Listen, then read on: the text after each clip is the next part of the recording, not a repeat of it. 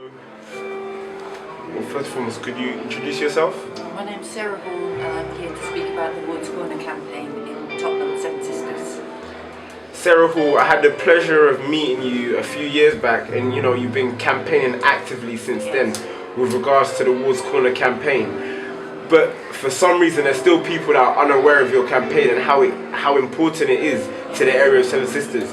So could you please just give us a synopsis with regards to the Woods Corner campaign? Okay. The Woods Corner campaign is about the block, the entire block, on the corner of Seven Sisters Road and Tottenham High Road, where the tube exit and entrance is. The council, at the moment, it's home to between 50 and 60 independent businesses, ranging from small seed businesses up to long-established businesses that have been there for 30 years. It's a conservation area. There are many people who consider it to be home. The council is supporting plans by developers Granger to demolish the entire block, and it doesn't take too much to guess what they want to replace it with. Same as everywhere else, ground floor retail topped by 7 or 8 floors of flats, 100% private flats, no social housing whatsoever. The compensation offered to the people living and working on the sites is minimal, absolutely minimal. Going up since the campaign has got going, but still an insult. We're saying this site is a prime location. It's of great value to Tottenham already. It looks neglected. This is not due to natural process. It's been manipulated to be that way. It's a case of deliberate neglect, abuse, and denying people the chance to do what they want on the site. Masses of people have wanted to do things there. It's not naturally empty and derelict. Everybody's been fobbed off. And now, the line is that, oh, poor Tottenham needs developers to come in and offer their money, to bring it up, to make it shiny and new. But we say it's being sold off cheap. The people who've invested their working lives there are getting nothing in return. The local community is getting nothing in return, really. We're losing space for seed businesses, space for established businesses, and a fantastic possibility for community space. The space in that building is amazing. You walk in, you feel uplifted.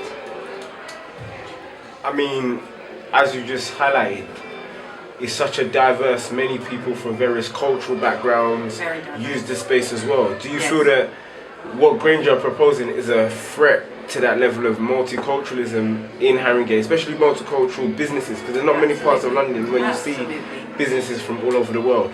Yes, I mean, there's a very wide range of cultures represented on that site at the moment, and it would never be replaced to that extent. It would be chain stores, basically. They make a big thing about it, the new development offering more employment opportunities for local people, but there are already a lot of people employed in that space, and there's space, the space that would be created for retail in the new scheme, there is the equivalent space there now, it's just not used. So instead of empowering people to sell their own businesses, they want people to become employees for corporate businesses.